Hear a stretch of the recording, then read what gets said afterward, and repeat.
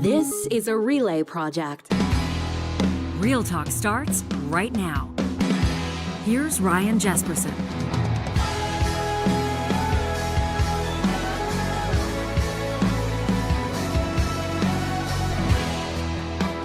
Well, the Real Talk Rumour Mill is churning, everybody. Welcome to a very special edition of the show. We've got an incredible lineup for you today, including urban affairs expert Puneeta and McBryan, strategist Zain Velji. They're going to join us. Our great friend Christine McCourt-Reid from the YWCA of Edmonton is going to join us. We're going to be talking about their Whisky Rose campaign. Ooh. And we'll lead off. Oh, yeah, Johnny's a little bit excited today because you are surrounded by bottles of Hansen Distillery Whisky Rose. They're not over here, but I came in and I was like, rosé? Did they mix this with rosé? But no, explain the campaign. Yeah, this is not a blend between Hansen whiskey and rosé, although that would be great. We may have planted an idea for them that would be an absolutely incredible seller, a hot seller, but this is a collaboration, and we're going to be talking about it through this month, as a matter of fact. I was thrilled to launch this event with the YWCA of Edmonton and our friends at Hansen Distillery last night. I would estimate, 200, 250 people in the room.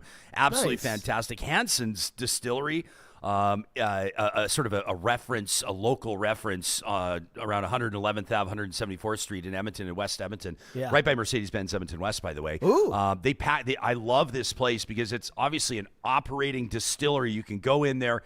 You can have a couple beverages. You can browse their selection. You can talk to the master distillers. Yeah. That's what they were doing last night, all in support of the YWCA's the Rose campaign, which will run through November, and we'll have more details on that. But we've made a commitment here on Real Talk to make sure that they sell out this batch. It's a limited edition. So basically, Hansen donates one barrel, like a full barrel of their whiskey. Well, hold that up there. Let's give them a look so we can at show it off. So this is and like beautiful special edition bottle. They did a really nice job with it, the team at Hansen. And the cool thing about the bottles being donated means that 100% of the proceeds are going to go to the YWCA's Rose campaign. So they're going to raise they're going to raise $25,000 just off this batch. Amazing. And we're going to make sure, Real Talkers, I know you guys will step up and make sure that we sell this out for them. And we'll hear more about the Rose campaign later in this show, but absolutely fantastic. Mickey Djuric's locked and loaded from Politico.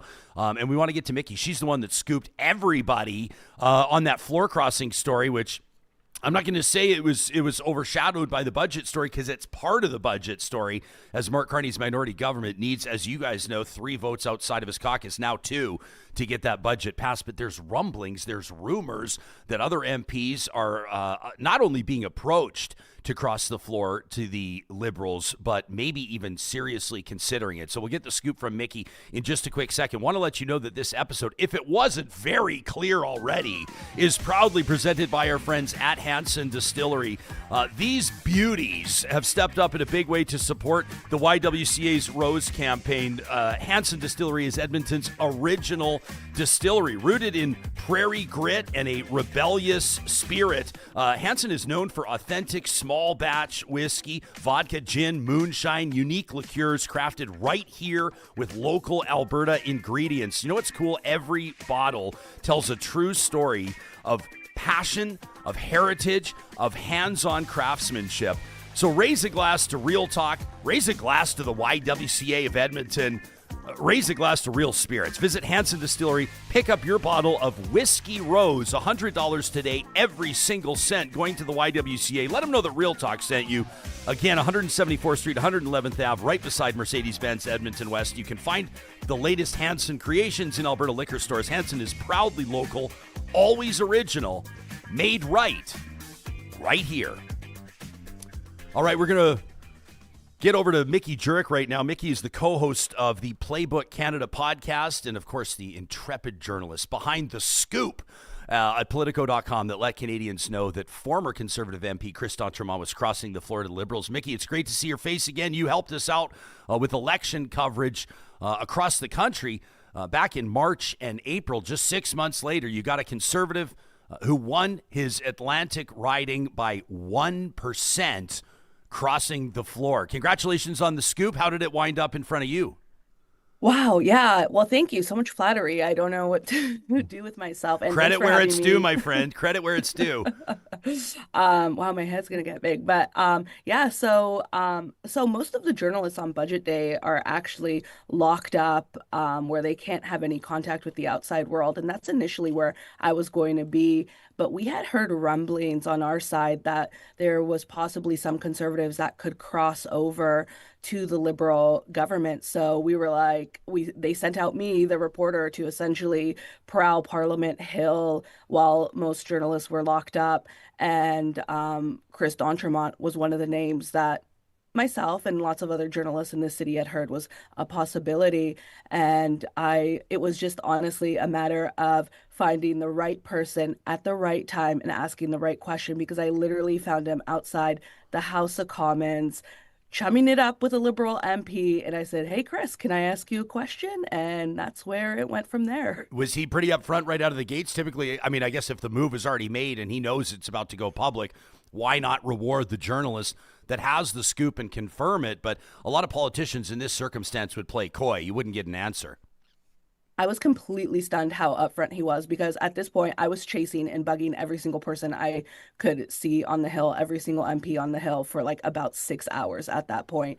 And everyone wanted to talk only off the record. So when I asked him if I could ask him a question, he said, "Sure." And I said, "I hear that you're being courted by the Liberal government." And he said, "I am considering it." And my first question to that was like, "Won't your constituents be mad?" Yeah. And that's when he pointed to the margin in the last election, where he won by about a 1.1% margin from the Liberal candidate, just less than 1,000 votes. Yeah, this is wild. I'm showing it right now at elections.ca. You can see the results in Acadia, Annapolis, and Nova Scotia. Chris D'Entremont, the Conservative candidate at that time, with 23,024 votes for 47.7%.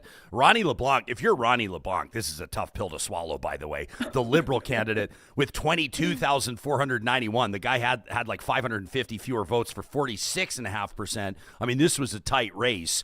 D'Entremont, I mean, you reported, he says he consulted with his constituents. Yesterday, I shared my personal convictions. I'm going to ask Puneeta and Zain about this in just a second. I'm not huge on floor crossings. That's my personal wiring. A lot of other people see it as necessary strategy. This is how politics works. Do you have any insight into what he means by he consulted with his constituents? Well, I'm not necessarily sure either, because when I had spoken to him, he had said that he was going to make a decision in the coming days, and that would come after reviewing the federal budget. But once obviously my story came out, he immediately left the floor of the House of Commons, because at this point, the budget was being presented, and he had walked out of the House of Commons with the budget in hand, and he holed himself up in his office. And that is when he resigned from the Conservative Party, and then he officially joined the Liberal Party. So, yeah. I'm sorry, Mickey. Sorry to step on your toes.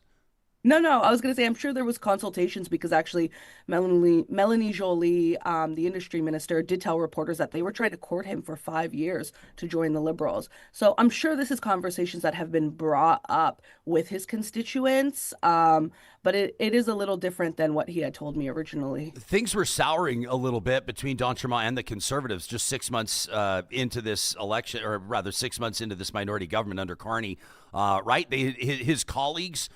his caucus colleagues had failed to step up for him. He apparently had really, I've never heard this from him from the horse's mouth, but he really wanted to be Speaker of the House.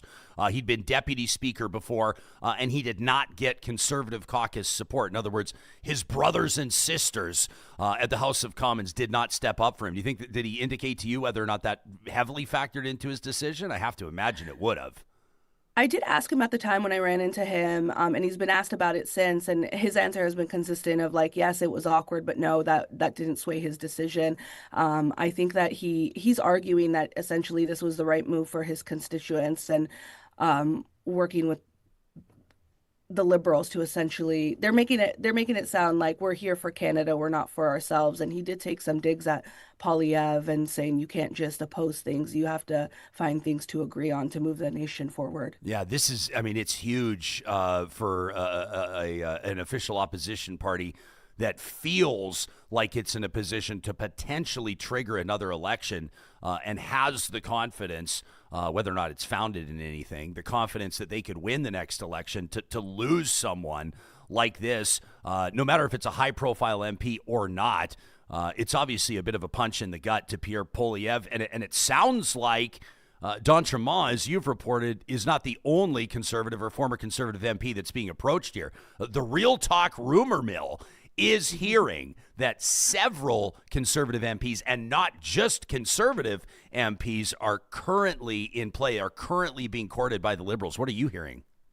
Yeah, I'm hearing the exact same thing. And D'Entremont did admit to me that, yes, there were other Conservatives that were being courted by the Liberals. And that's what was so stunning about his remarks to me as well. Not only that he was confirming about crossing the floor, but that this was the first time we ever had any confirmation from a Conservative MP that the Liberals were essentially doing a full court press to try to attract some Conservatives. To this day, the Liberal government is still denying that they're doing this. But obviously, D'Entremont has admitted it's happening. And I've spoken to several Conservative MPs behind the scenes as well. I think a lot of them have gotten spooked because there is a lot of harassment that D'Entremont is dealing with right now. You can just see it online, for example. So these decisions weigh really, really heavy, not just on MPs, but on their entire families. So I think everyone is at least taking a step back right now and probably hoping for the temperature to come down a bit. But the budget vote will probably come in mid-November. So anything can really happen between now and then. All right. Well, I'm going to keep it tuned to the, first of all, to Politico.com. You guys do an amazing job with your playbook there. And, of course, the Playbook Canada podcast. That's what Mickey Djuric co-hosts. It's always great to check in with you. Thanks for doing this, and congrats again on a great story.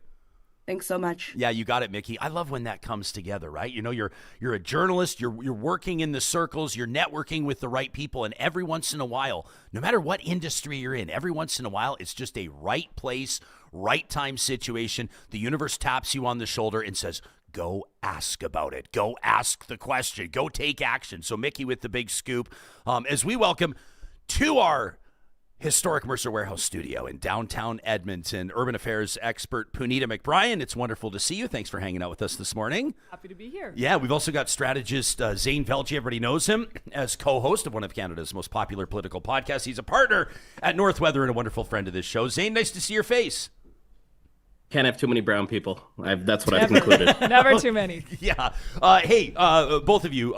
Zain, maybe we'll start with you. Sure. The floor crossing story. That's one. The Liberals need two more. I'll drop some names into the mix in just a minute. Whether that's fair to these individuals or not, their names are rumbling around in that Real Talk Rumour Mill. But generally speaking, a coup for the Liberals. They needed 3 votes outside their caucus to get their budget passed. Now they need 2. How do you feel about it? Are you surprised? Sure. I mean, I'm a bit surprised because I always look at political parties as being tribal. So even if it's not your flavor of conservatism, which it wasn't for this gentleman out in Nova Scotia, for D'Entremont, it's a tribe. It's your group. You don't leave your group. So the rarity in terms of how rare they happen and what it communicates when they happen makes each and every single one of them kind of a quasi-political seismic event. So good on the Liberals. And you know another reason why it's good on the Liberals? They really had nothing to say with that budget. That budget spent so much money and made so many cuts, yet really didn't have a core message, at least in my mind, in terms of trying to land the plane that they needed to, in terms of diversifying away from the United States. So why not have a nice political story about you having a floor crosser when the story about you spending billions and billions of dollars didn't really punch through? And perhaps that's their plan, because we're not really talking about it per se as tier 1 news. We're talking about, rumors of who could cross. And maybe that's exactly what the Liberals want at this point. Yeah. Do you have a strong feeling about floor crossers here or there? I mean, obviously, D'Entremont will probably, number one, it's one of the closest ridings in the country. It's relatively risk-free as long as the voter base for the Liberals sticks with them, even though they voted against them 6 months ago. Bigger risks in other ridings in Canada that are maybe a little bit more polarized or see bigger landslides. But the idea of crossing the floor, does it rub you the wrong way? Are you okay with it? I mean, I agree with Zain. Like, the tribalism in modern partisanship is so toxic. And so if you're a politician where, you're more true to your values and your beliefs and less, dogmatic about your party, I think that can be a good thing. Like if he's looking at the Conservative Party of today, which is very different. The Conservative Party under Pierre Poilievre is very different than the Conservative Party under Aaron O'Toole or Andrew Scheer. Like it's a different party. And if he's looking around and going, this other party is more true to who I am and what I value and the kind of politician I want to be, I think that's fair because parties change. And I think what's more toxic is when partisans are so aggressive in their partisanship that they can't hold their own side to account. I think that's so much worse, where you're like dogmatic about wearing that brand no matter what they're doing and how much it might actually not jive with you. Like that's so much worse than just saying, hey, you know what? These guys actually aren't my brand anymore. Yeah, Mickey's reporting at Politico.com, quotes government whip Mark Garrettson, obviously Liberal government whip, says there's room for more additions. Quote, we always have seats on our side for anybody that wants to join our party. We're a big tent party, are saying the Liberals. The reality is what we're seeing, says Garrettson, in the Conservative political party is that the progressive movement is dead. Chris d'Entremont is a progressive conservative, and he's looking for a new home. I will acknowledge here that I'm about to drop a couple of names into the chat, so to speak. This may be unfair to these people, but the Real Talk Rumour Mill is hearing, and this could be from conservative sources. This could be from shit disturbers, you guys. I mean, this could be people trying to make their fellow conservatives uncomfortable. But I'm hearing longtime Alberta MP Matt Genereux is being courted by the Liberals and is considering making a move in a particularly wild development. Some are suggesting, although I can't see how this would happen, that current NDP leadership candidate, Edmonton NDP member of Parliament, Heather McPherson, Zain is burying his head in his hands right now. Heather McPherson is rumored to be courted by the Liberals. Zain, in theory, you could have an NDP leadership frontrunner cross the floor to the Liberals. You're laughing so hard you might start crying. Your response? In theory, you can have everything. I am now officially declaring that Corey Hogan is speculated to move over to the Bloc Québécois. You heard that from a source close to Corey Hogan. What did the Play Alberta odds look like on that one? He wants to, he's joined Danielle Smith's plan to make Alberta more like Quebec. What a better learning ground. Listen, never going to happen. Crazy names. That being said, I mean, okay, to be clear, Heather McPherson, that is absolutely insane. Let's park that. Matt Genereux would make an amazing Liberal. He would. But go back to my previous point. This guy has not just been a tribal member of the Conservative movement as an MP, he's also been a member of the Conservative movement as an MLA. He's got roots in here, and I don't think it's a secret that Pierre Poilievre may not be his cup of tea. But the fact is that making a move like this, like I said earlier, is a seismic event. And to be clear, the Conservatives know it's a seismic event. So as nice and as timid as this gentleman d'Outremont in Nova Scotia is, this member of parliament, they went after him hard, being like, this fucker wanted to be speaker and he's no longer speaker. So this is sour grapes and he's moving on to the Liberals. That was to send a message to any other Conservative within their ranks that if you leave, we will either fabricate or air out dirty laundry or do whatever we need to make this look like a poison well situation so that your career stops at the apex of being part of the Liberal caucus and nothing more with them.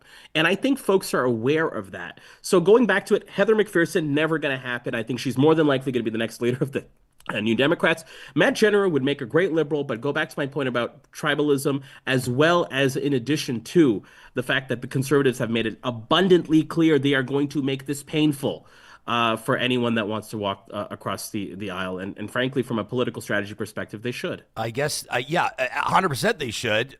In my mind, this would be only appealing to a Conservative, like we said, like d'Entremont, who's in a riding that could swing either way. 550 votes is nothing in a federal election. I mean, unless you're on the losing side of it. But that's not as big of a risk. For Genereux, it would essentially be saying, I'm kind of done representing a riding in Alberta. Like, this will be my, I've got 3 years left now. This triggers a majority government position. Maybe there's some, again, I'm talking out of my ass here, you guys. This is not straight from Matt Genereux, who I know personally, who's not responded to requests for comment from several people on this, except to say, and his office has issued a statement that, he has no intention of leaving the Conservative Party, but the rumor persists. But this would be the type of thing where you're almost sort of triggering the end of your own career in the province that you've called home for a long time. I don't know. The rumor mill is spinning some wild theories right now. Bringing two people over, though, I mean, it's not impossible. It's not impossible, Zain. They could still do it. I mean, a lot of people were going, what will they do to appeal to the bloc to get those 2 votes? Or what will they do to appeal? Don Davies was thrilled with some elements of the budget. He said one of our priorities is on page 1. He says there are some things that, we'd love to see in this budget. Getting 2 out of their 7 votes may not be impossible, but it looks like the Liberals right now have eyes on something way more ambitious than that. They do. They want people to cross the floor. They're also putting things in the budget. Let's talk about Heather McPherson for a second. The money that has been dedicated to, at least in terms of how you want to read this budget, to rapid fire theater and other things within, oh, how funny, Edmonton Strathcona, to ensure that Heather McPherson's vote comes along or makes it actually very difficult for her vote to not come along for this budget, is what these political parties do. Kind of like policy platforms, they use smaller things that don't make the multi-billion-dollar line item mark, which certainly we're going to be talking about for weeks to come, because it's billions and billions of dollars of taxpayer money. But the things that make the high 100,000, if not million plus, $2 million plus mark, that are constituent specific, that are riding specific, that make it really difficult for someone to vote down a massive budget if that includes certain things for them. So you can see that in how the Liberals are trying to position this from getting a few of these votes. So either they get a few floor crossers, or they get a few votes, or they get a few abstentions, which is also possible for this budget to ultimately pass. But they've got a few ways to do this. So floor crossing is just the one that we're on right now because we saw one and we're just going with that momentum. But as it relates to passing this budget, I don't think we're in territory that this government is going to be defeated on this budget. In fact, the opposite, I think, coming out of this budget, perhaps due to the luck of Mark Carney, because I really don't know if it's the skill here. I don't want to give him too much credit on this budget. He might coming out on the back end of this budget a couple of weeks later looking much stronger than he has before, without the criticism that I think it should be fairly waged on this budget on many things that I just don't think either the opposition has the strength, time, or courage to wage on it. Okay, I want to get into this. Let's get into the budget. We spent a considerable amount of time back-to-back Real Talk roundtables yesterday, hitting it from housing perspectives, community development or community building perspectives, the economy, jobs, workforce, talent retention. I mean, there's a million angles of approach on this. I want to ask each of you for a win and a loss, or a pro and a con, something that sort of caught your attention, you think is an astute move for the Liberals, and something that maybe you could do without, or you think is a step in the wrong direction. Puneeta, what struck you with the budget? Yeah, it's a tricky one for me to unpack because it's so different than any other budget we've seen recently, right? Like, the numbers are massive. The deficit is massive. It strikes me as sort of like they're making a bet, not unlike a developer, for example, would make, a real estate developer, where they're making a huge bet. They're calling them investments. It's not spending, it's investments. Key language there, that these are infrastructure investments, these are nation building investments. And it's a big bet because they're running up the deficit. They're spending all of this money with the hope that it'll have a big payoff, just like an entrepreneur would do, just like a developer would do. That's the kind of budget that it is. They're not trying to appease people in the short term here. So I don't think we're going to see any short-term wins out of really any of this spending. These are big bets that they need a majority government to be able to ride this out and actually see what might come out on the other side. So it's a big bet. If it fails, we're going to have a massive deficit. We're going to have a ton of debt, and it'll be hard to pick up the pieces. If it works, and I think when I'm thinking about what might work, they're looking at infrastructure. They're recognizing, I think, that cities across Canada are our economic engines, and investing in cities is a really important thing right now. So that's a huge win.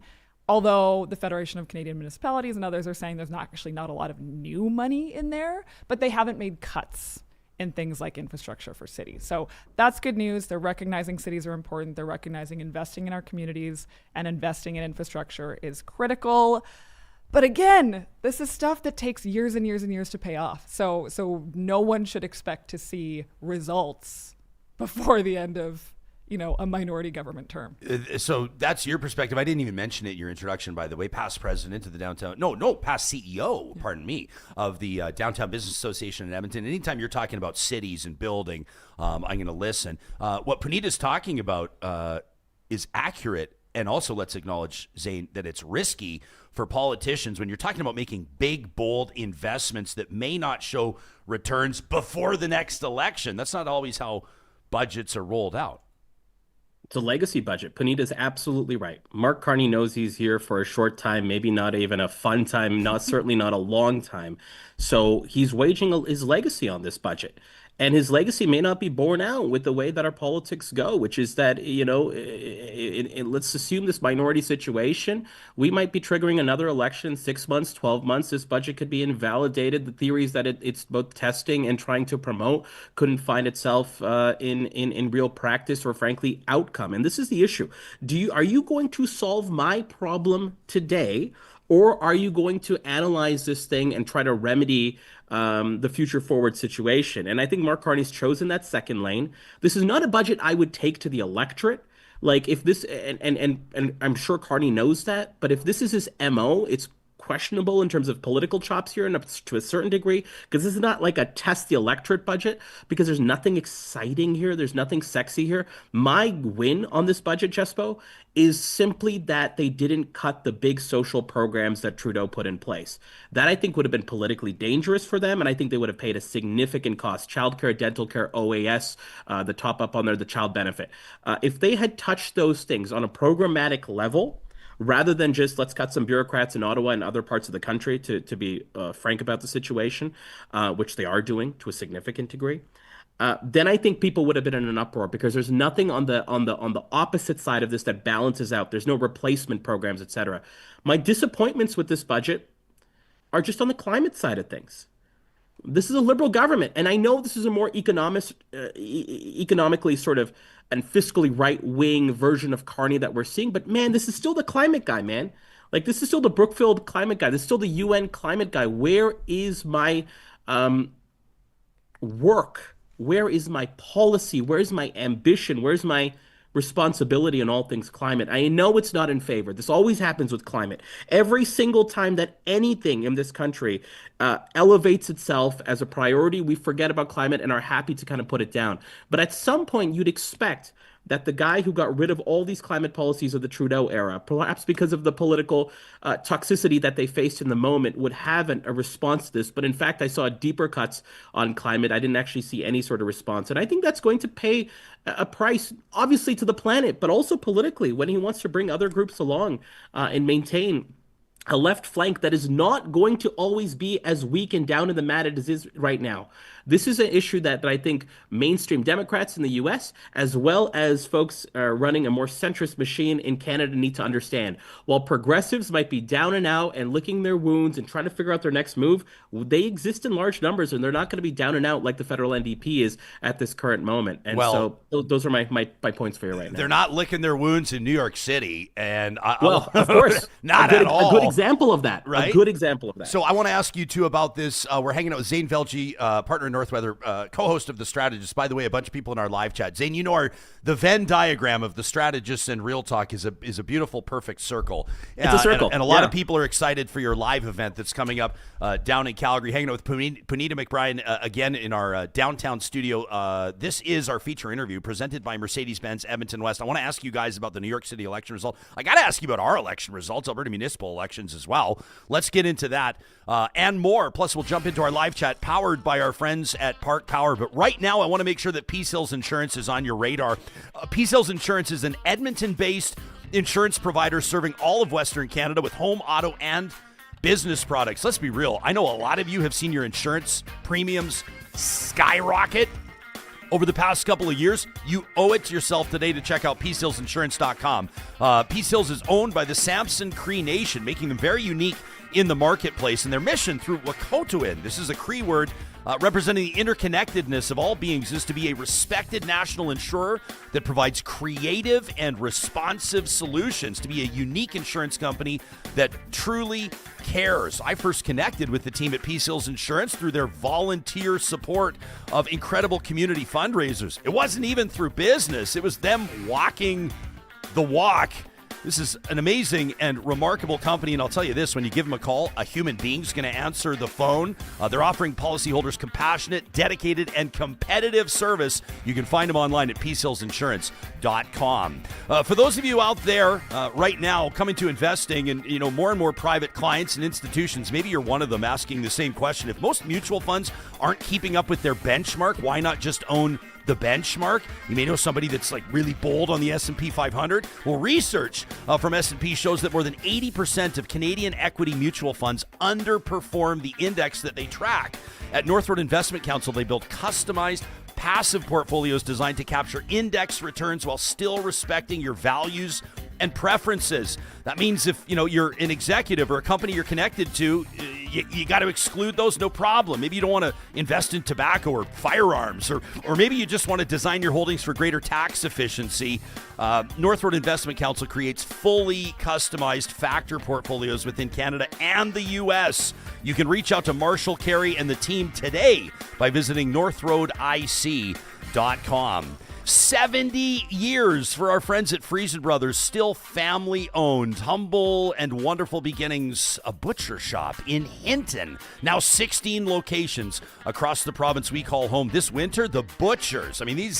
The butchers are the bedrock of this family legacy. The butchers at Friesen Brothers have crafted something truly special. Sun-dried tomatoes, fresh turkey, and simple ingredients coming together in their limited edition sun-dried tomato turkey sausage. Full of flavor and only around while the season is cold. You can pick up a pack from their butcher shop today or learn more at friesen.com. Our feature interview presented by Mercedes-Benz Edmonton West. It is Puneeta, McBryan, and Zain Velji joining us. A pretty big win for Zohran Mamdani down in New York City as he is elected the next mayor, and fighting words through the campaign. He's got the president of the United States opposing him, and he clapped back in his victory speech. Guys, have a listen to this. Together, we will usher in a generation of change. And if we embrace this brave new course, rather than fleeing from it, we can respond to oligarchy and authoritarianism with the strength it fears, not the appeasement it craves. After all, if anyone can show a nation betrayed by Donald Trump how to defeat him, it is the city that gave rise to him.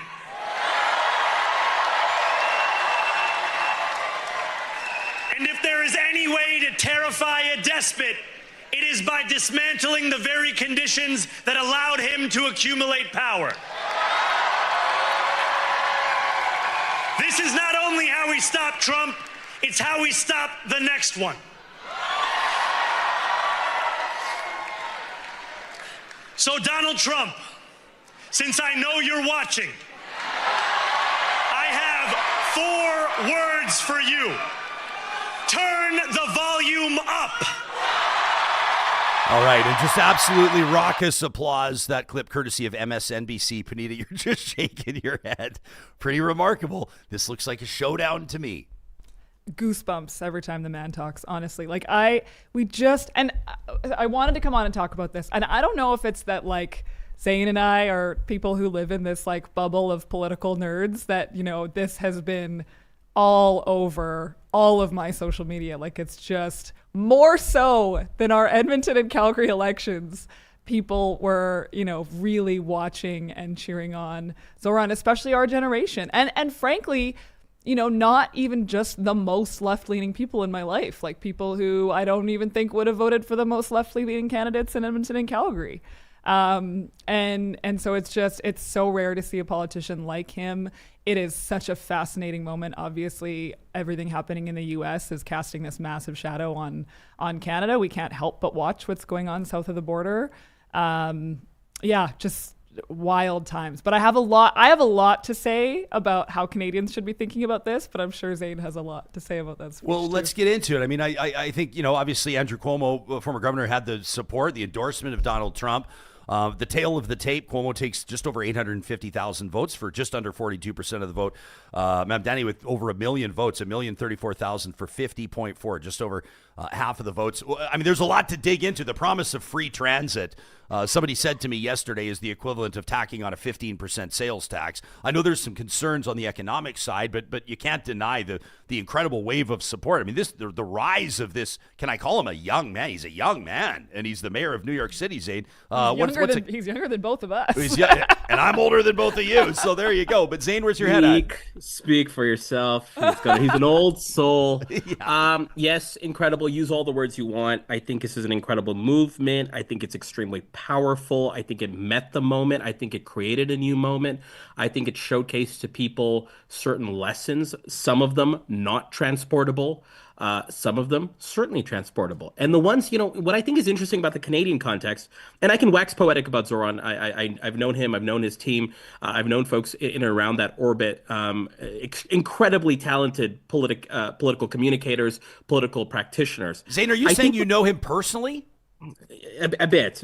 We got to know each other during the pandemic through Muslims trying to do some work in the political sphere. You got to understand, Zohran Mamdani's rise is extremely sharp and upward and to the right? This was a guy who was contemplating assemblyman in Queens back in 2020, 2021. And then to have folks in that orbit join relatively late. The Mamdani campaign, when he was running for assemblyman as a re-election, was one staffer. A guy that pretty much met him during the same sort of infrastructure that I know him, and put his hand up and said, "Hey, do you need some help?" And Zohran said, "Yeah, man, let's do it. We're doing this thing." And that was for his re-election for assemblyman. He'd already been assemblyman. So this wave that he built, if you graph it on a time horizon, it's the last 6 months, man. Even leading up to the June primary, people were thinking that this was going to be a flyer that they took on vibes, not an actual viable thing. If you recall back to the January primary night, he was still waiting for the runoff that came 7 or 14 days later to beat Cuomo. There was no expectation, even amongst that team, to a certain degree, that they would win outright on that June primary. Now, I think the lessons that I think are important for us to consider in the Canadian context are not sexy. They're about discipline. They're about having a very specific, ambitious, self-evident claim that is forward-looking, that kind of allows you to say that this is what we believe. It is easy to understand, and it is self-evident. We're going to be unbelievably disciplined about it. And I think from a campaign perspective, it's to get people to do something that we, especially as progressives, have failed to do in the last little bit, which is out of not just their bubble, but out of their devices, to be able to meet each other in real life. I think the core sort of movement building aspect of Zohran's campaign was not the sexy social media videos, was not the unbelievable charisma that he had, though he oozes it. It's the fact that he got people to try to port themselves out of their devices, off their screens, into a real world situation, to meet each other, to feel what it felt like to be in community after a very long time, or to find community after a very long time. And I see us in Alberta, Ryan, and not to go on too long, bubbling up with the same sense of desire. I look at what Lukaszuk did, amazing, as a response to the fact that people are looking to do something, to feel something, to be out there with their petition signatures, to make something happen. I look at the teacher rallies, and although it is trying to prevent something terrible from happening, the fact is we're looking for this in real life, in real world, with community aspect to our politics that has almost frankly disappeared or gone out of favor. That is a lesson that is unbelievably portable from the Mamdani campaign. I keep hearing, and the Real Talk Rumour Mill continues to churn. Nobody seems to believe that Thomas Lukaszuk is serious about not founding a political party or not turning the Forever Canadian movement into a political entity. Now, he has insisted on the record, including on this show, that is not what he will do.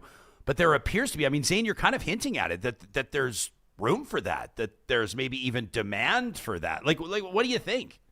I'll just be clear. I don't know if there's room and demand for Lukaszuk to create a political party. What I think Lukaszuk has uncovered is that there is room and appetite for people to go out there, meet each other, and feel like they're not on an island alone waging war against something that they do not believe in. So how is that different? How is that different than like the Alberta Next town halls? How is that different than when we've seen conservatives turning out in droves for events that bring them together. What's different about this? It is not. This is it. This is this is what I think is exciting. This is what I think is interesting. The Conservatives, for the longest time, have always thrown the better party. They've always thrown a more joyful, and these words may not make sense to people who are so deeply partisan. And I'm a deep partisan myself, but the analysis is clear. Conservatives for the longest time have thrown more joyful, and despite that joy often leading to fascistic outcomes and desires, have thrown a more joyful, more inclusive, more interesting, more in real life element to their campaigns. Progressives for the longest time have been, at least in modern history, trying to subdivide each other. That the tent has not been, not just large from a political perspective, the tent has not been open. There's no room for joy. There's no room for excitement. There's no room for vibes. There's no room for having a good time and arriving late. One of the most interesting thing about the Zohran campaign that I think is borrowed straight from conservatives is that you could come to that campaign 2 days before the deadline and they would love you and embrace you. And I know this from people inside the campaign, as much as the people who've been working on this project for the last 16 months. And I think that's what's really exciting here, is that there is an appetite and that there's a model here that I think we're tapping into a bit, that I think our political parties can certainly tap into. But to your point, Jespo, conservatives have thrown a better party, better in real life party for years now.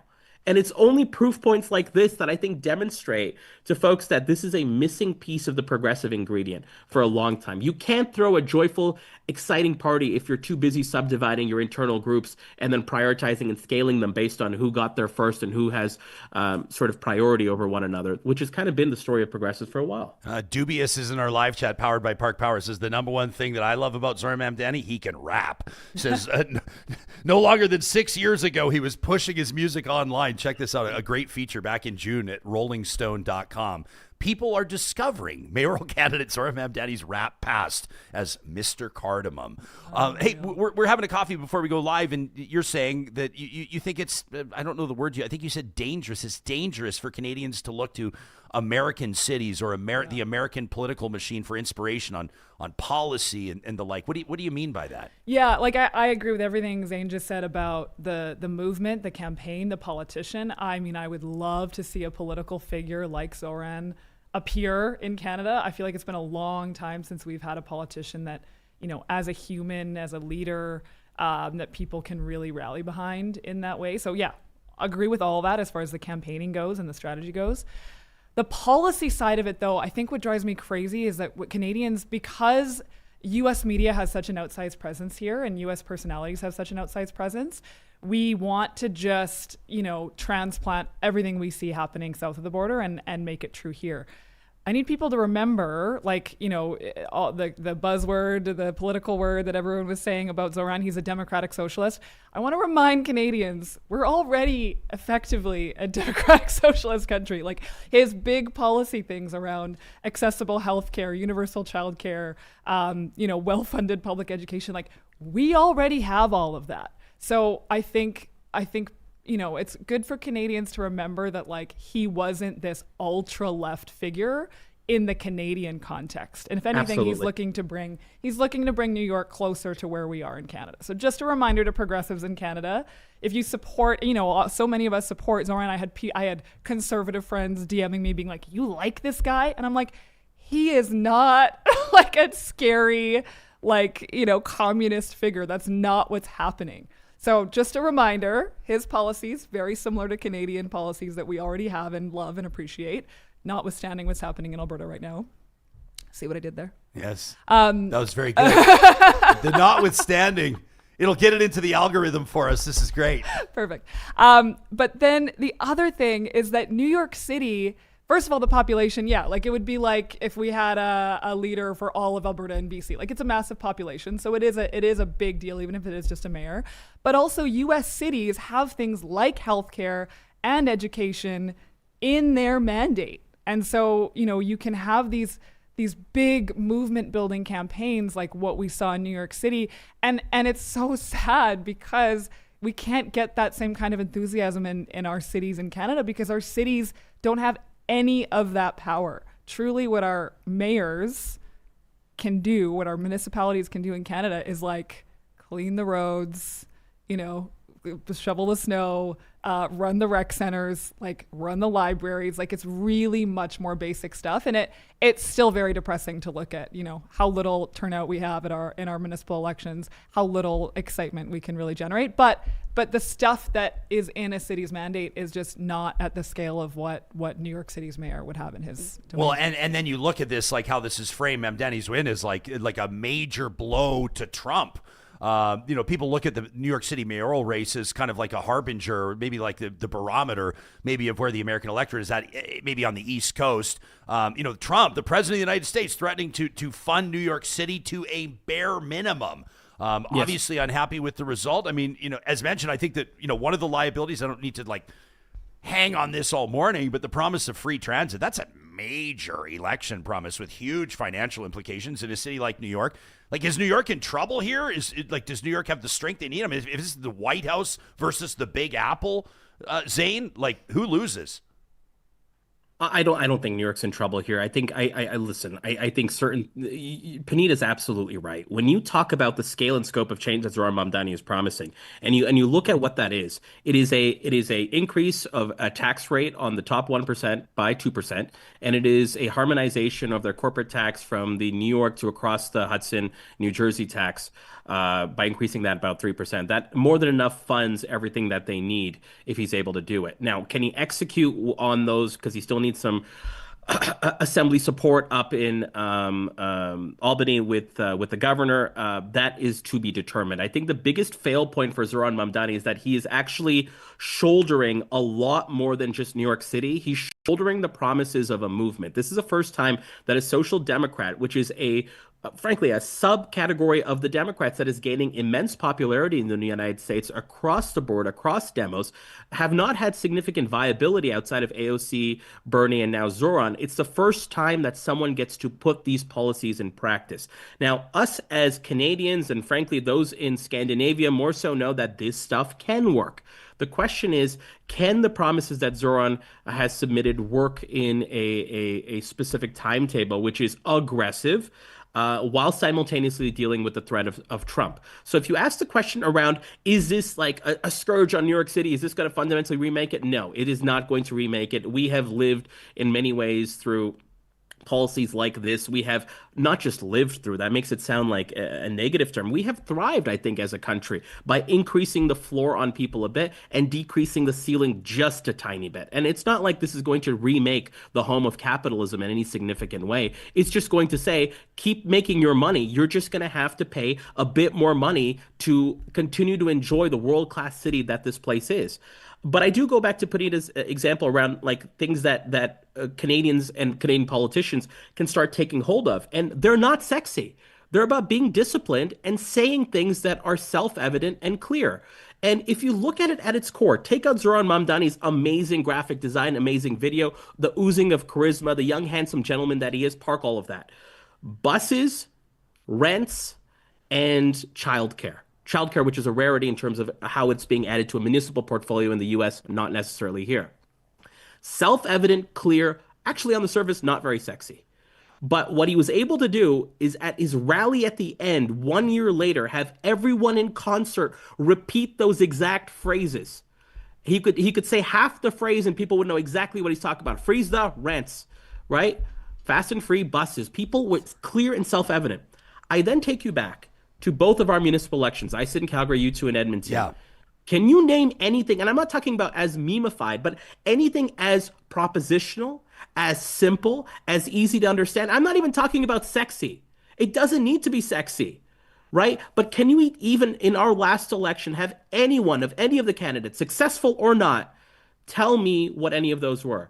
And if the answer to that is no, then the answer is not that we need to have Zohran Mamdani-style social democrat New York policies. It's we need to get better at being clear with people around what we stand for, not what we're simply against. Let's wrap here with this. Puneeta, McBryan, Zain, Velji, our guests in our feature interview presented by Mercedes-Benz Edmonton West. The kind of maybe a key takeaway from municipal elections in Alberta. Let's bring this back home as we wrap. You've got change at City Hall in the two major cities. And other cities along the way, by the way. St. Albert's got a new mayor. Grand Prairie kept its mayor. We've got some interesting developments. The progressive incumbent loses in Calgary. But the favorite, like, I guess, I don't know how you want to differentiate between Jeremy Farkas and Sonia Sharp. Both have council experience. Both are Jeremy, does he call himself a conservative anymore, Zain? He's small C conservative. Sonia Sharp, the big C conservative. A nail biter down in Calgary, and frankly, not even close in Edmonton, as the progressive candidate Andrew Knack wins by more than 20,000 votes. You've had, 2 weeks to think about it. Where are you at with it? It's one of those elections that no one wanted to think about during the election, and I'm not even sure people have even registered or thought about it thereafter. And that's a problem in some ways, because both mayors, and I'm wishing both of them extremely well, because they're the mayors of our two major cities. They need to do well for all of us in this very trying time. But the mandate is an issue. It's not just that they got votes in the 30 and 40%, but with the voter turnout, like Farkas's overall eligible voters in Calgary that voted for him is like 8%. It's something like 10%, man. And so that's an issue when you're talking about mandate to do things, especially if they're bold, especially if they lean in a direction. And then you add on top of the Farkas layer, which is which direction is he going to lead to? And then a subcategory of that, and I don't mean to be offensive to him because I genuinely like the guy, is the trust layer. Can I trust you to be this new version of yourself consistently and through going forward? And one of the, I hate to say it, political advantages he has is that the lack of eyeballs on him right now, and the lack of eyeballs on our municipal politics, allows him to do things that may be inconsistent with the new persona that Farkas has without paying much of a penalty. I'm not encouraging that, but look, I'm just reading what has happened subsequently after the election, and certainly what happened to the lead up of that election. And with Knack in Edmonton, I think he's got maybe a slightly easier time, but maybe I'll kind of leave that to Puneeta in terms of kind of assembling his coalition and directionality.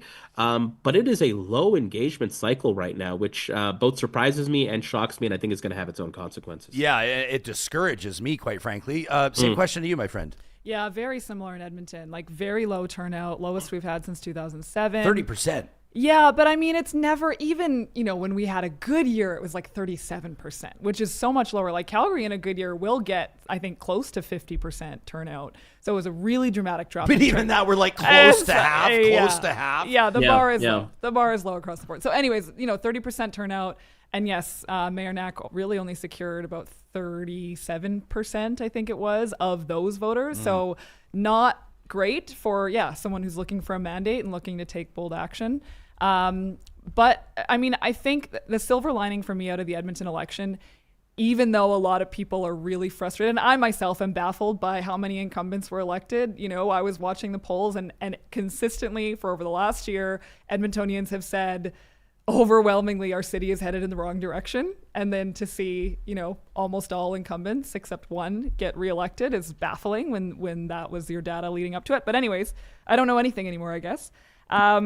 At least we don't have a bunch of newcomers at this really, really hard time, because this is going to be really hard fiscally. The public safety issues we're dealing with,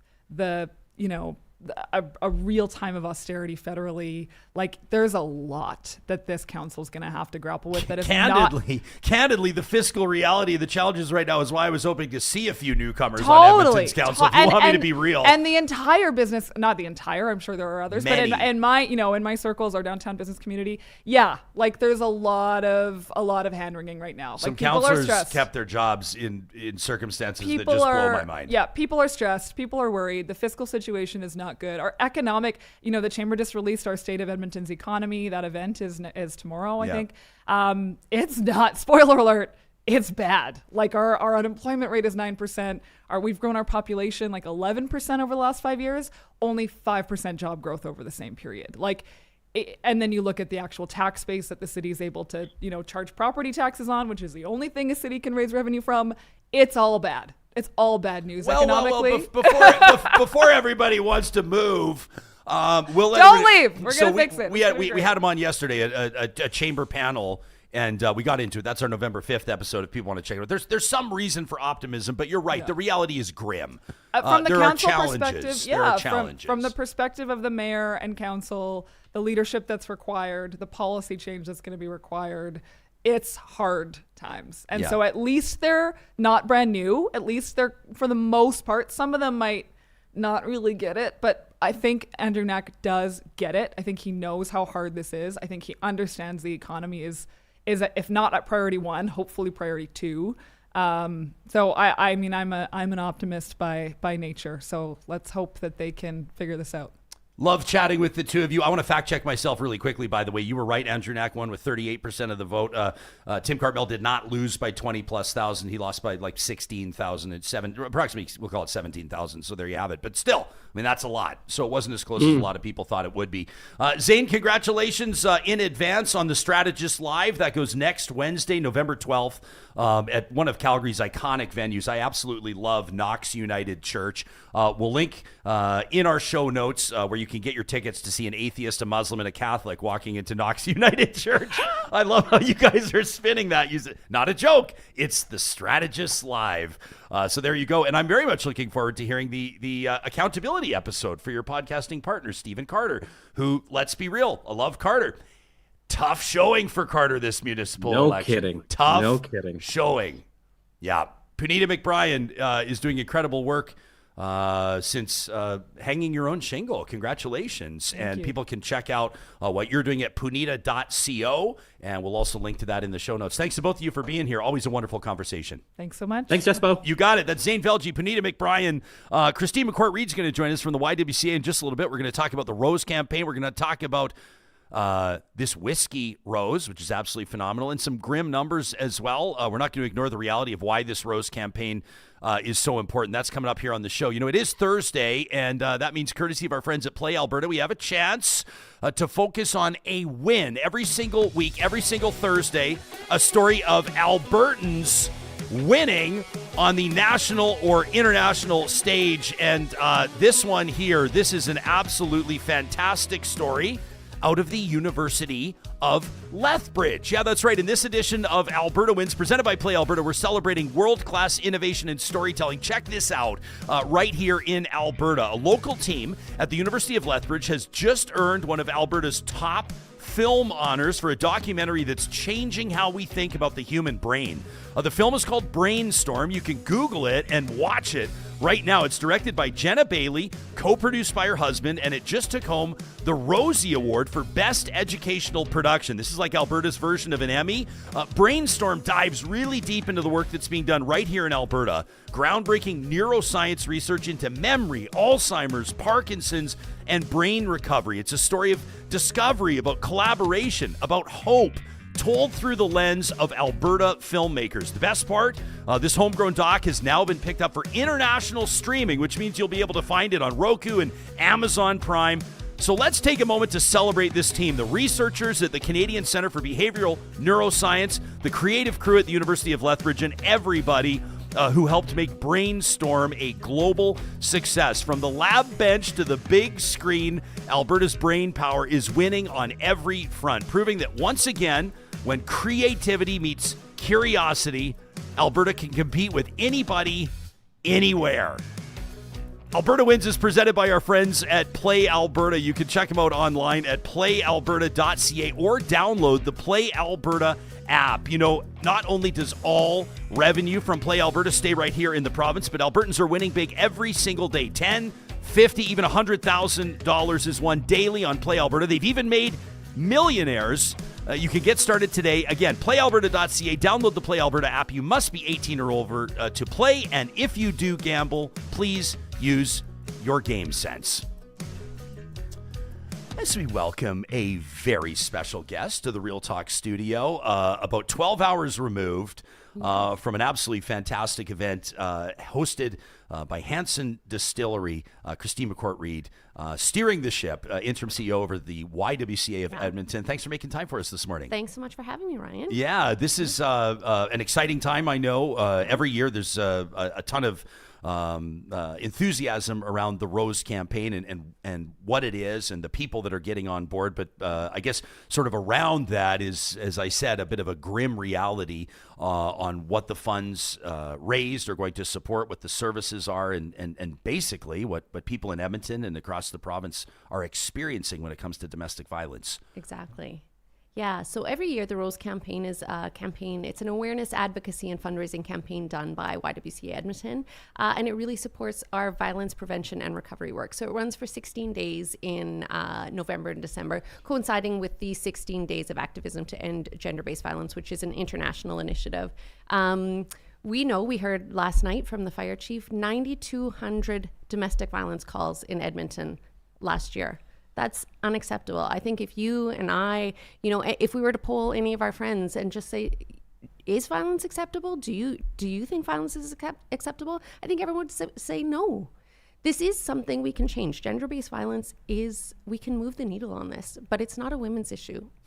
Unfortunately, as we all know, the stats show most of the perpetrators are men. So we really need to bring men and boys into this conversation on creating real change. Yeah, this is, and it's something that this show's proud to be contributing to, and we want to facilitate those conversations. Most Edmontonians, I think at this point early on, maybe not familiar with the new fire chief Lazenby yet, but I was privileged enough to be there to hear him speak last night, and just really remarkable the tone that he's taken talking about culture, corporate culture, culture, and I think that a lot of people have heard these conversations before, that the idea around locker room talk, or the idea around, not my issue, or I'm not going to get involved, or I'm not going to say anything. Or even when we talk about our boys will be boys. Yeah. We can change that. Mm-hmm. So this is a campaign. I think when people think of the YWCA and the Rose campaign, they're going to think women, but this is a campaign, really an annual campaign where you're asking men to step up. Yeah, this year we really are. We're calling men into the conversation because this work is a shared responsibility. We can't affect change in this if it's not all of us working together. And as Chief Lazenby shared last night, we have a lot of men who are really strong leaders in our community, and we're not calling people out, we're calling them in. It's going to take everyone to affect change, and we're really grateful for the amount of support we're getting, including Hansen stepping up and doing this amazing fundraiser for us with this Rose whiskey. This is great. This Whisky Rose. Let me grab this bottle. This is one we're going to have this on our table pretty much all month. This Whisky Rose. This is a 3-year whiskey, and as mentioned, the barrel donated by Hansen, which means that 100% of the proceeds, they've made it a nice, clean, easy price. It's $100 a bottle. The whiskey's well worth $100. I'm a whiskey lover and was able to try it last night. It's fantastic. Real Talk walked out with a case. We couldn't help ourselves. We're going to your support. Well, we're happy to support, and we're going to gift bottles of this to our sponsors, to our key sponsors and partners through the holiday season. And I think that that's a great way. The bottle is a great conversation piece with the YWCA logo right on there.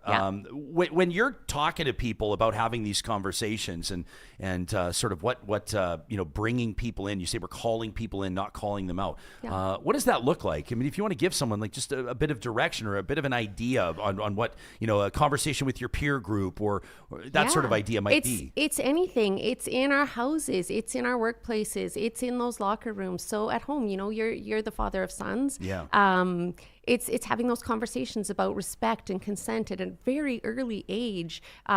It's, showing leadership in the workplace, bringing women into those conversations, making space. When someone makes an inappropriate joke, instead of just turning the other cheek or rolling an eye or whatever, it's actually addressing it in the moment and saying, that's not acceptable. That's not how we do things here. So have you had, through the Rose campaign, I would imagine you've probably built these relationships over the years. This is an annual campaign. It's very powerful, and that was evident to be in this live event last night with the people that were there. They're there with great conviction. They're there with great passion for the project, acknowledging the seriousness of the issue. I was saying to you last night, one of the things that blows my mind, Chief Lazenby talking about 9,200 calls for service to 911 for domestic violence. I'm sitting there going, those are when it's gotten to the point where someone's calling 911. Exactly. Those are just the reported numbers that we know about. And we know the estimates are that it's really only about 20% of the cases that are actually getting reported, which is staggering. So 50,000, roughly 50,000 circumstances. These are involving women. They're involving gender minorities. They're involving children in many cases. So can you talk to us about where the funds are going to go? If I know anything about Real Talkers, someone's going to go to Hansen Distillery today and buy a case of Whisky Rose, but where's the money going to go? Absolutely. So 100% of the proceeds, which is incredibly generous.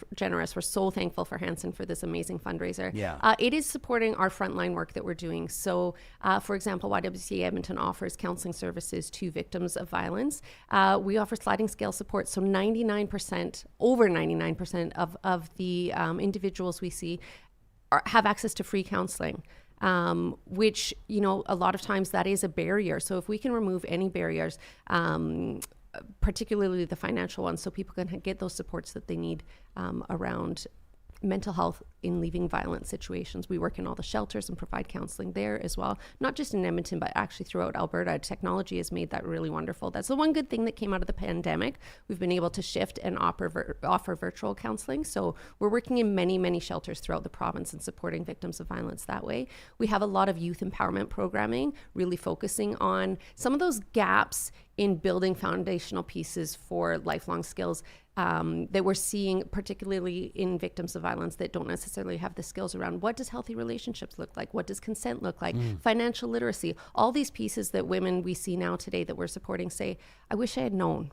I wish I had known. So, and by teaching not just girls, boys as well. We actually had our first co-ed youth retreat out at Camp Uokas a couple of weekends ago. And it was great. The boys sold out more quickly than the girls did. It was great. So there's a desire for people to be like, I don't want this to be a silence. I don't want that gap to be filled by internet rhetoric for my kids. I want them to know what healthy relationships look like. And I'm not the expert to inform them on that. So where do I look for that? And the YWCA is a great place to start. Yeah. I mean, like, to state the obvious, domestic violence, gender-based violence, it's difficult subject matter, Absolutely. And so I think anything that can kind of spur that conversation forward or help well-meaning people that want to make a positive impact on their communities better understand how they can make that impact are really valuable. You have a big launch event coming up at Ford, like literally right across the street from us at Ford Hall, which is one of my favorite venues, the entrance to the magnificent Rogers Place, coming up later this month. Yeah, November 24th at Ford Hall. Tickets still available, and we encourage people to come out and bring your children. This is an all-ages event, and it is really going to be a very powerful conversation about what that shared responsibility looks like. And so we're going to have some experts talking about bringing men and boys into the conversation, why this is a shared responsibility. We're going to have some heartbreak with some lived experience survivors kind of sharing why it's important from that lens when especially when you have lost someone to domestic violence. That should never, ever have to happen. No one should ever have to walk that path. It's one of those things where it's like when you think of it and when you put those numbers, like when Chief dropped the numbers yesterday, and when we're estimating, let's say, imagine 50,000 incidents here, you divide that by 365, you realize this is happening everywhere, and in most circumstances happening behind closed doors, and I don't know the right word to use. For these survivors, there's about 1,000 words you could use, but like the brave, the courageous. I mean, I don't know what word to use, but survivor's the key one. Absolutely. And then you just realize, that this is, and what I'm saying may be obvious, but this is a community issue that I think can only be truly addressed with the support of the community. That needs to be all of us. Absolutely. Yeah. It's without bringing everyone to the table, we're not going to be able to do anything. We're always stronger together as a community. So if we can all start to work together towards moving this issue forward, I know a lot of people are like, well, it doesn't happen in my house, so it's too bad. I feel really bad. I don't know what to do. I don't know how to support. This is a great first entry point because there's a lot of steps that happen, particularly with young men. It's a very different time for children growing up right now than it was for you and I when we were kids. There's so much information that they're surrounded by, and misinformation, and very strong opinions that are able to be voiced now. And so it's very easy for children to not have correct information.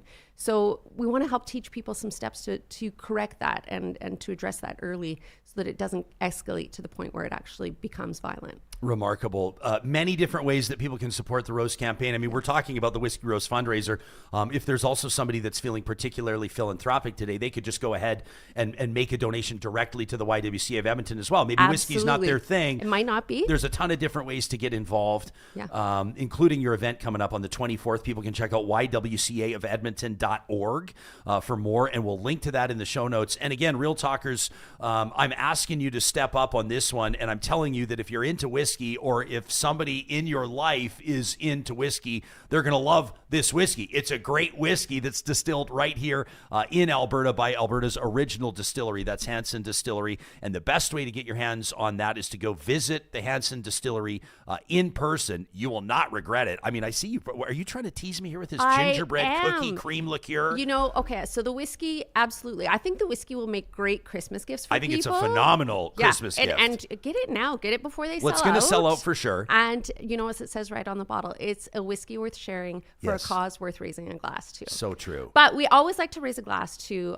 those who support us. Yes. I love to support local. I love to support those who are supporting us. So I wanted to actually talk about the gingerbread cookie cream liqueur. Which is also... Look at Johnny's face. Johnny's ready for this one. So good. It is a seasonal offering that Hansen does every year. Oh my gosh. And this is one of the first bottles. Is it really? I know it's very early, but we could cheers if you want. Well, we work for ourselves here, so I would never be allowed to do this at any other place that we've worked. Okay, I'm having I'm having a menopausal frozen shoulder moment here. No, that's a very real thing. I know. We did a whole episode on menopause. I know you did. And perimenopause. And it's a real thing. And it was, I couldn't believe the audience response on it. Okay. Thanks. Say pour yourself a glass. So this is the Hansen gingerbread cookie cream liqueur.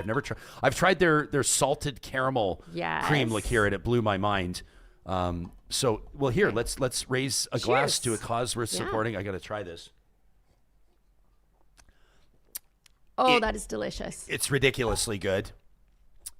I'm going to just limit myself to the one because I feel like that's a bottle that could evaporate. Very quickly. Yes. Cheers to you and your team at the YWCA for the incredible work that you're doing. We're proud to get behind it. YWCA of Edmonton.org. And Real Talkers, here's your call to action. We're asking you to go visit Hansen Distillery, 174th Street, 111th Avenue in the Metro Edmonton region. If you have any questions about it, shoot me an email directly. Shoot us an email to talk@ryanjesperson.com. $100 a bottle. We sold, I know for a fact, 94 bottles last night. There's 250 up for grabs, which means we have 156 left. Let's sell those in the next week or so, Real Talkers. I'm asking you to step up in a big way. We picked up a case. It would be awesome if you match with a purchase of a case. I'll tell you what, we'll talk about your company on the air. We'll give you a little plug. You just send us an email with a proof of purchase. Let us know, and we'll make that happen, all in support of the YWCA's Rose campaign. That's where Christine is steering the ship. And I know that you're, of course, let's recognize the incredible team that surrounds you. Doing amazing work. I was honored to be there last night. Thanks for being here today. Thanks for being part of it. You got it. Rose campaign. There you go, everybody. YWCA of Edmonton.org. Conversations like this one on Real Talk happen with the support of our sponsors, including California Closets of Canada. You want to talk about community contributors, people stepping up for charitable causes? That's California Closets of Canada. They're everywhere, including sponsoring events that we've been a part of within the last month. It's because this is a locally family-owned business that's proud to be operating across the province and beyond. Everything that California Closets installs is manufactured in Alberta and is guaranteed for life. You can request a free consultation today by visiting californiaclosets.ca. Solar by Kubi, ready to hear from you right now. You're going, what? Are they putting people up on the roof right before the snow is going to fly? I'll tell you how it works at Kubi. A lot of times you're going to be, of course, humming and hawing over putting solar panels up, right? Like you're going, I don't know if the juice is worth the squeeze. Are we going to get our money back? Does it make sense financially? Well, the team at Kubi can dig into all of the different promotions, the government grants that are available, different levels of government. Some municipalities have incentives out there. There's oftentimes provincial or federal subsidies for solar. The team at Kubi, experts in all of that. They'll do the paperwork for you. So it's great to give them some runway. When you decide to move ahead, their engineers will go to work designing your installation. And then when the snow melts in spring, you can be one of the first to get solar up there. Maximize your returns with an installation by our friends at Kubi. You can always get a free solar quote by visiting Kubi.ca. That's KUBY.ca. You know, every in-studio guest at Real Talk is offered a glass of the Sask. That's Edmonton's award-winning water coming from the North Saskatchewan River, of course, an essential resource that shapes and sustains our city. You can read more about the Glass of the Sask campaign at epcor.com. Edmontonians have always connected with the North Saskatchewan River, and the numbers are staggering when you actually look at it. You know, the average Edmontonian, for example, using 160 liters of water every single day. Did you realize that? The water traveling 300 kilometers to reach Edmonton, 4,400 water lines delivering Edmonton's water. And did you know that it is literally award-winning tap water? EPCOR is proud to provide the best-tasting tap water in Western Canada, claiming this title at the 2025 Western Canada Water Conference. You can learn more at epcor.com.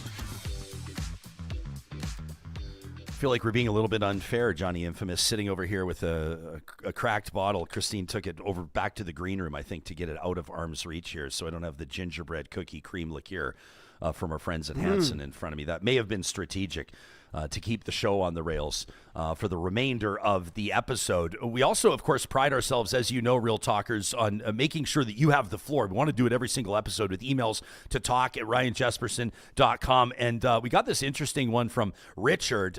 Richard was chiming in after we were talking about Chris d'Entremont crossing the floor as part of this budget story, one of the really particularly interesting storylines. And Richard says to talk@ryanjesperson.com, Jespo, Johnny, Sir Winston Churchill was a famous floor crosser, doing it twice, going from conservative to liberal, then back to conservative. Rick says when asked about it, Churchill replied, anyone can rat, but it takes a certain amount of ingenuity to re-rat. I thought that was pretty good. That's pretty cool. Quoting one of the most rally-worthy politicians of all time. They don't really make him like that anymore, Sir Winston Churchill. Warts and all. Winnie Churchy. Yeah. Ms. KD in our live chat, I'm assuming she must be referencing the Strategists Live. She wonders, when will Real Talk do a live broadcast? That might be kind of a fun idea. You're the one that security issues immediately come to light. You're the one that we'll get the same. I like our little box here with the 3 fob doors to get in, and, different locks, coded door lock on our door. I really do think that a live event would be a lot of fun, but I get to be the ideas guy. You, as the show's technical director, actually have to come up with the technical wherewithal of it. But I think it could be simple enough. The funny thing with me, and I'll acknowledge to Miss Katie and others, where I go is like, I have a hard time being like, we're going to have like a wide camera shot and one other camera shot, and everyone will just sit there and talk. Yeah. I'm always like, we want to have 7 camera angles like we do in the studio and have the audio impeccably perfect. And I think maybe you have to set that aside for a live event. That's part of the beauty of it. But the energy in the room for a live event, like you look at what Jimmy Kimmel's been doing in Brooklyn. The Kimmel show in Brooklyn has been unbelievable. Oh, yeah. I think that'd be a lot of fun. DJ Elzay 1-to-1. Did he really? Oh, yeah. DJ Elzay, he's a shout out to Aladdin Elsing, my good friend, who's Did you just reveal his non-stage name? His real name. Wow. But he's a big, he takes creative writing courses and script writing courses. And that's one of the things he's figured out that he loves in New York is just going to see plays and people doing what do you call it when you get up there and do like freestyle acting or whatever it's called? Improv and going to see, of course, all the amazing shows that happen in New York. I think every talk show we know, major late night one, is based in New York, right? So well, yeah, I mean, although is Fallon based in California? I don't remember. I'm pretty sure Kimmel, Jay Leno was always Colbert, in California. Those are all New York, I'm pretty sure. Yeah. A live event would be great. It would probably have to be a live tour. Maybe you do one in Edmonton, maybe you do one in Calgary. I'd love to do one halfway through. What about if you just did like a 10-stop tour? This goes back, Ms. KD, to what we were musing about earlier, which is getting a Mercedes Sprinter van wrapped and doing a cross-country tour, which I really want to do at some point. And I figure that the more accountability that I create, in other words, Real Talkers, you can grind my gears about it until we make it happen. The more I talk about it publicly, the more likely it is to happen. But I would absolutely love to do a cross-country tour for Real Talk. Sorry, that'd be fantastic. Kimmel is in LA. Did you say Jimmy Kimmel or Jimmy Fallon? Yeah. I'm lost. We'll have to rewind. But the majority, like Colbert, Fallon, well, I think Kimmel and Myers are all. Kimmel and Fallon are both in California, aren't they? No. Fallon's in New York. Oh, is Fallon, he? Okay. Colbert, and Seth. I know because I heard of. They're all in Manhattan, actually. I'm going to tell you something. I'm going to be honest with you. I have a bit of a confession, and I actually don't think that it's that much of a confession. It's just my personal preference. I can't stand Jimmy Fallon. I don't find him funny. I honestly can't stand watching him. I think he's incredibly talented. Let me finish my thought. He's incredibly talented. He's incredibly talented, and I will acknowledge that. But something about him just rubs me the wrong way. I think you're lying because I know you loved him on SNL when he was originally on SNL. He was decent. Yeah, so here's what the problem with Fallon is. It's overconsumption. It's like when you have to come out and be funny every night. You might be right. This is just like you, Ryan. I'm sure there's people who don't like us, and it's probably because you hear us every morning.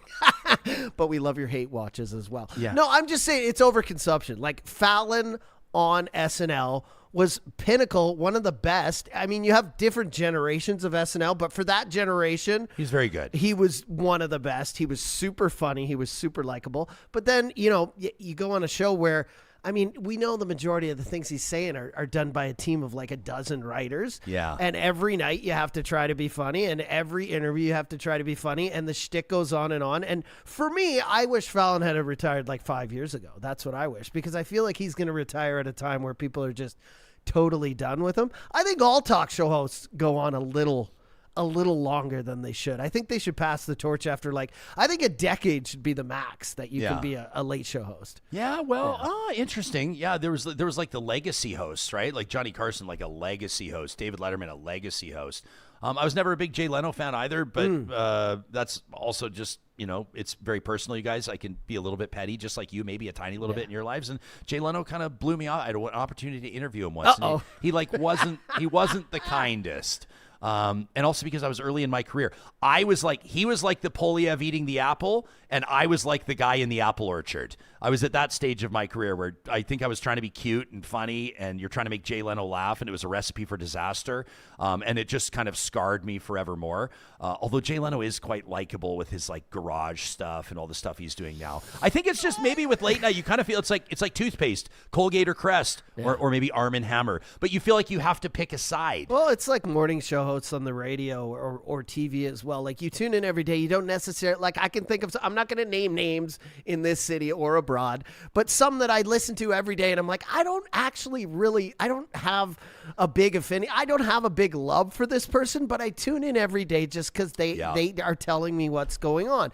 And I feel like that's the same with late show hosts. Like I can think of one guy, David Letterman was a guy I absolutely adored when I was growing up doing the Late Show. And even him near the end, I was like, oh, the shtick is getting old, Dave. I used to love your whole style and everything. Yeah. And now he does the interviews on Netflix. Yeah. And I'm like, that's great. Change it up after 10, 15, 20 years. Because you can release a season of like 10 episodes, do something, but you're not grinding every night. Do something different because, and I think it's this way as well. Like as you get more popular, as you've been on longer, there's more incentive to be better and better and have a better and better year and maintain ratings. And then you hire more and more writers. You pay them more and more money.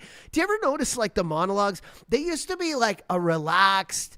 Now they're like bang, bang, bang, bang. It's like punchline, punchline, punchline. You don't even have time to laugh anymore. You're like, oh, okay, we're on to the next thing. It used to be a smooth, relaxed thing, and now it's just like punchline, punchline, and punchline. Super political. Dude, I watched John Oliver the other night, and I was like, I wish I could play this in like half speed. Like it's just the amount of information and punchlines coming out. And I get it. They're trying to fit so much into an hour or whatever the show is, but they're also identifying that younger people, let's talk about 25s and under, they have the attention span of gnats these days. Or maybe I won't say gnats. That sounds like no offense to gnats. I'm insulting them. They think a lot faster than us. They're growing up with 30-second, 1-minute reels. They're getting their content a lot faster than we did when we were kids, and they like to be given it faster. But maybe I don't want to say, is this my age showing, Real Talkers? But maybe I just need it slowed down a bit. Old man Johnny needs the punchlines a little slower.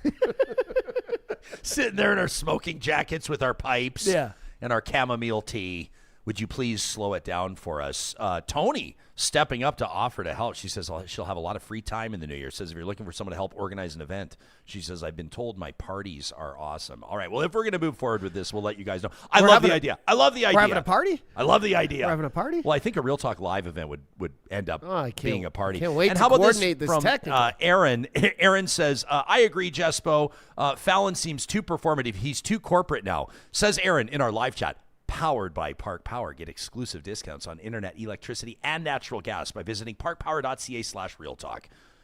It's terrible when somebody gets too corporate. Well, no.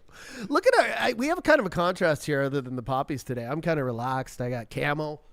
camo pants on, and I and noticed you're you're in rocking this, your white sneaks. You're in this beautiful new jacket, dude. Thanks, pal. This old thing, yeah. This is a brand new one. This is Luigi Bianchi. Thanks very much. I wouldn't mention it. I wouldn't drop the name unless I was going to let you know that I picked it up at the Helm. Oh. And I'm wearing it today because tonight, out in the West End, actually at a venue that I've never been at West Edmonton Mall, in support of UCAN Youth Services. There's a UCAN gala going on tonight as we're sort of officially kicking off their capital campaign. And really excited to support that. You guys know, I mean, let me just show you their website. We've been talking about UCAN Youth Services. Obviously, since we forged this partnership with them, they're our official charity of choice for this year. And we're so proud of the work that they're doing, helping young people out of harm's way and onto a path of economic independence. Different programs. You can check out their website, ucan.ca, for more details. Relentless outreach workers are with the top 50 12 to 17-year-olds interacting with Edmonton police. It's not the good top 50 list. These are the top 50 that are basically getting arrested, in and out of trouble. And obviously experience. I mean, these are kids, you guys. And then the Verdo Project, the Road to Work program, are these employment programs, kind of an earn while you learn opportunity, helping young people that could use a little assistance. A lot of them are, have experience with gangs or have experienced homelessness, or they've been, survivors of sexual, basically human trafficking. I mean, it's all kinds of stuff. But UCAN is doing amazing work, helping these young people. I mean, they're empowering the young people is what they're doing, Johnny. Well, yeah. And so we're going to raise funds tonight, and nice. I'm very much looking forward to it. So I thought I'd rock this. I will let everybody know, shameless plug, if you go to thehelmclothing.com, thehelmclothing.com, I should show it here. I have it up. We didn't plan this, by the way. This is organic. But if you do go to thehelmclothing.com, check it out. If you like this Luigi Bianchi jacket or anything that you see me wearing on the show, if you use the promo code, if you're shopping online, the promo code Real Talk will knock 10% off your entire order. That's a huge deal. So promo code Real Talk, all one word, at thehelmclothing.com. Nice. Yeah, my man.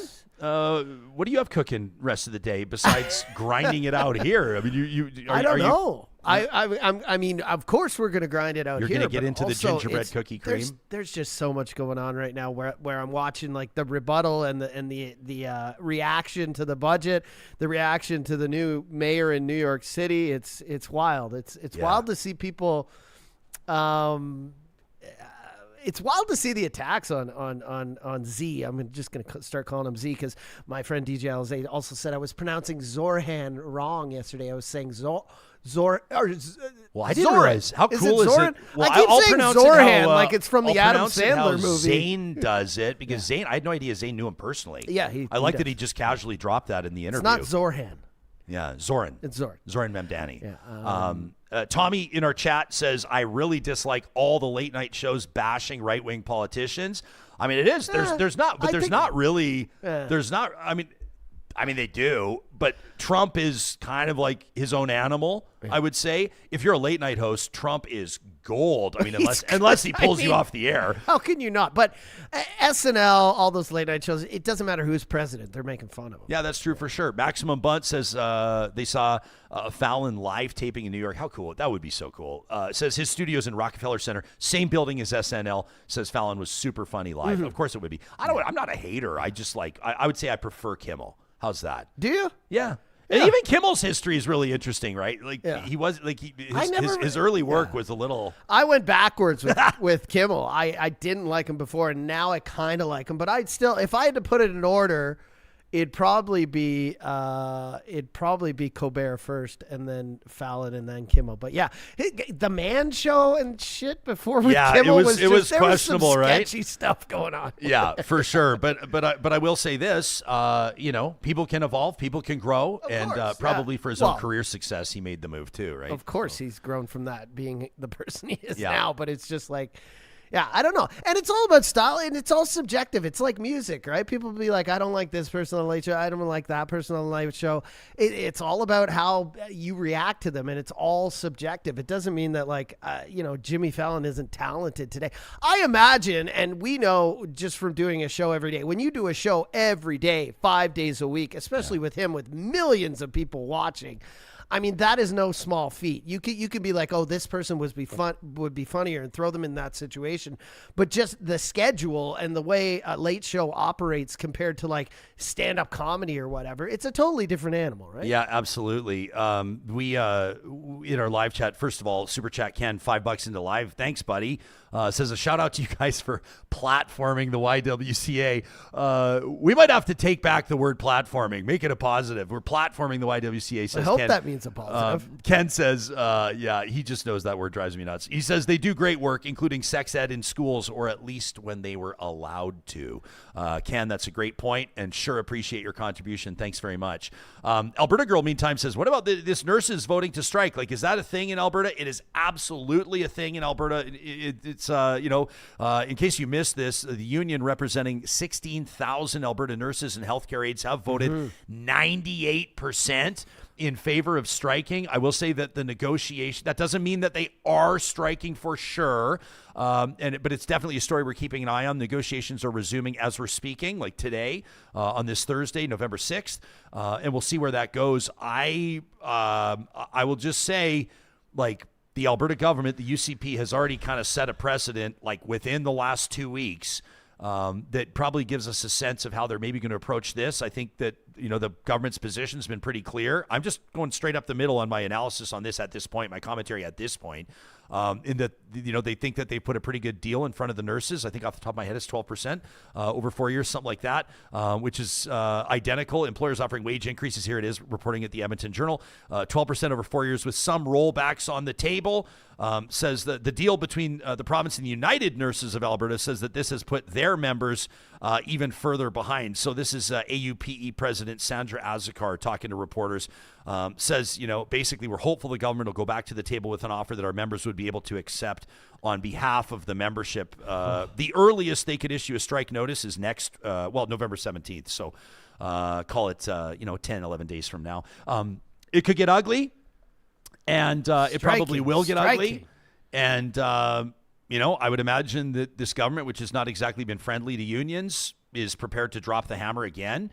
And they've set the tone. And I'd be curious to know where nurses' heads are at. I know a ton of nurses listen to this show, healthcare aides as well. You can always send us an email to talk@ryanjesperson.com. Expect comprehensive coverage if this goes down. Obviously, it's something that would disrupt people's routines and put the labor movement back in the spotlight. I will say at this point, a lot of people are still kind of waiting to see what big labor is actually going to do, if anything, about the teachers. They had this big, and I don't mean any disrespect to anybody, but I'll just call it how I see it. They had this like big press conference. Gil McGowan, Alberta Federation of Labor, this entire organization, that movement that I was talking to you about, sort of bigger than the AFL, representing about 300,000 public sector workers, and everybody was talking about a general strike. And at that press conference, this news conference, you've got all the cameras there. You got journalists these days. That's saying something, by the way. No offense to journalists who work hard, but barely anybody shows up to anything anymore, Johnny. We all know what the media reality is right now. I'll zoom in. You've got everybody right there waiting for this announcement of a general strike, which, let's be honest, is like pouring gas on a fire. I mean, it would have been a big deal. But if you ever want to grind down public services and have the general public aware of how serious union members are and how serious public servants are about their rights being protected, including the right to collective bargaining. You're not even talking about teachers striking here. You're talking about like a general strike, which would be major. And instead, and I can understand that, there are negotiations happening with some unions that may not want to go on strike. There are some other unions that maybe aren't necessarily looking to pick a big fight with the government right now before they head in to their negotiations, or there may be other factors at play, but they call this like big event. They get all the journalists, everybody's paying attention, everybody's expecting the general strike, and then it's like, we're going to write emails. We're going to sign petitions.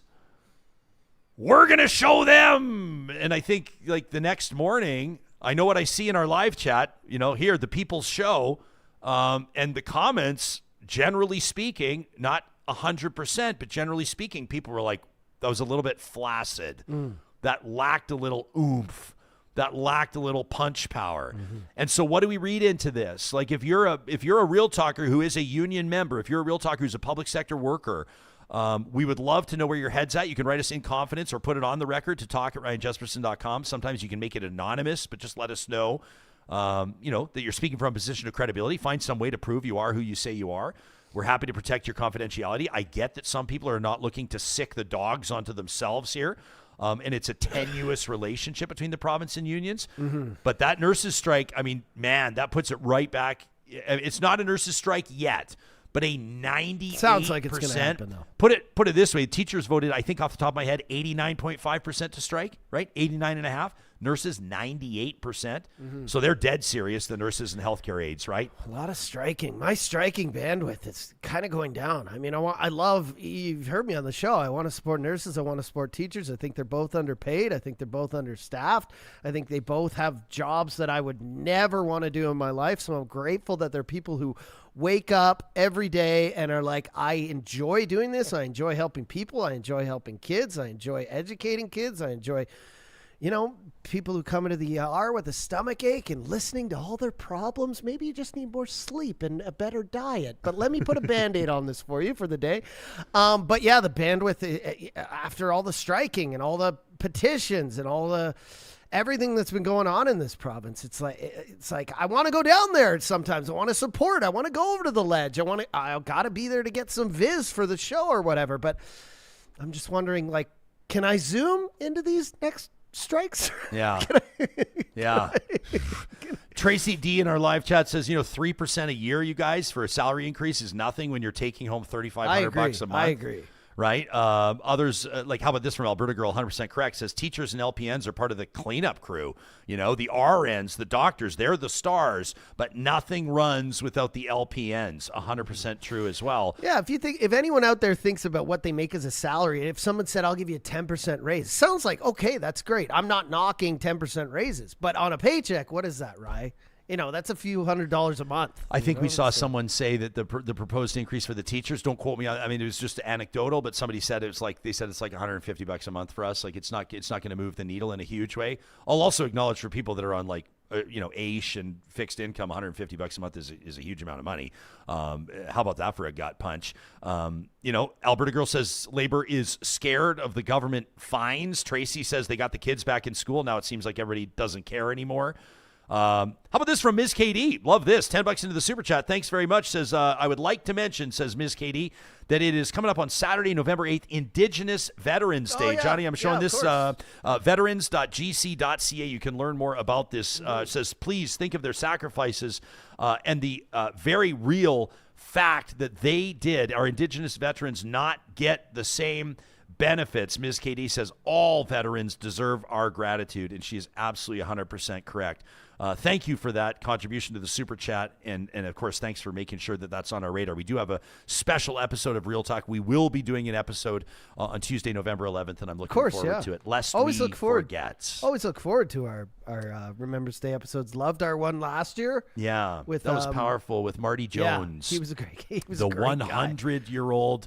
Veteran. I hope when I'm 100, I still have the same gusto and outlook on life that he does after going through all that he went through, and still just loves retelling the tales, even though some of them are, there's obviously PTSD there and some emotional stuff. Yeah. But just came into the studio just bopping around. I'm like, this dude's 100. He's phenomenal. He was 99 at the time when he talked to us, and his family was gracious enough to invite me to his 100th birthday party. And I'm like, how many 100th birthday parties are you going to attend in your life? It truly is something special.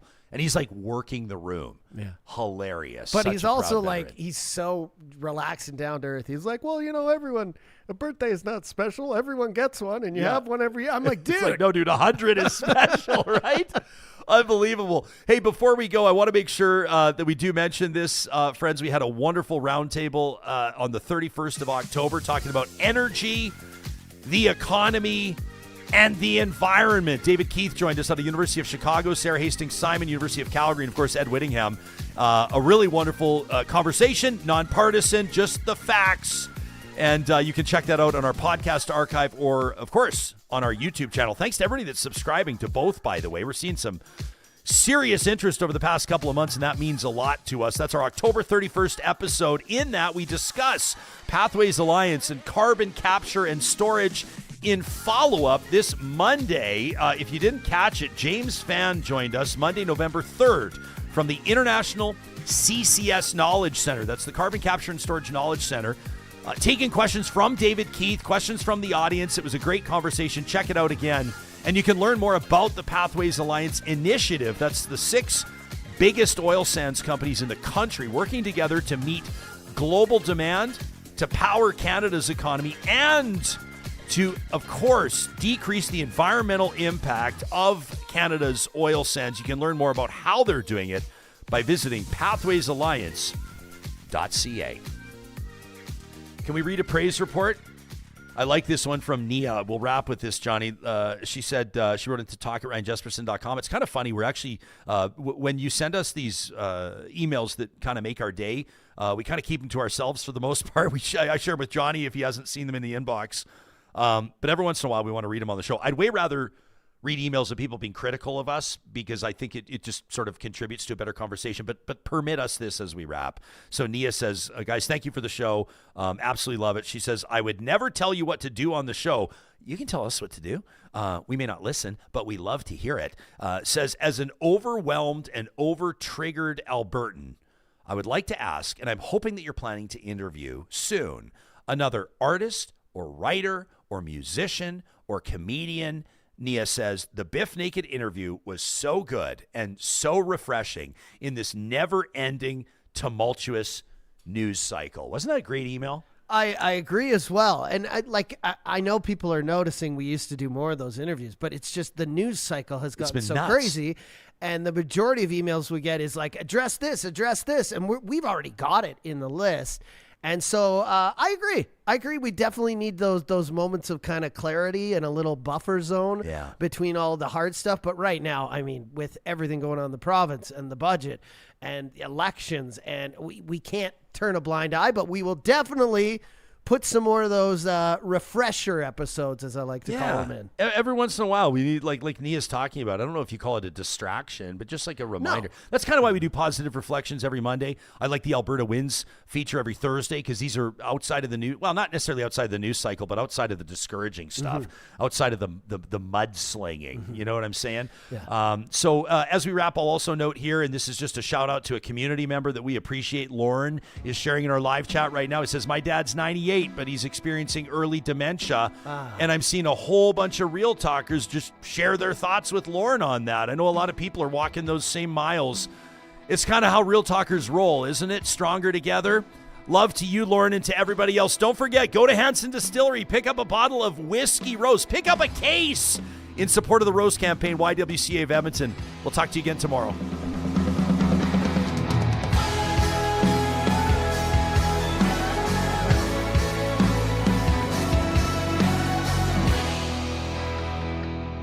Real Talk is hosted by Ryan Jesperson, executive producer Josh Dunford, technical producer John Hicks, general manager Katie Cook-Chivers, account coordinator Lawrence Derlego, human resources Lena Shepard, website design Mike Johnston, voiceover by me, Carrie Skelton, member emerita Julie Rohr.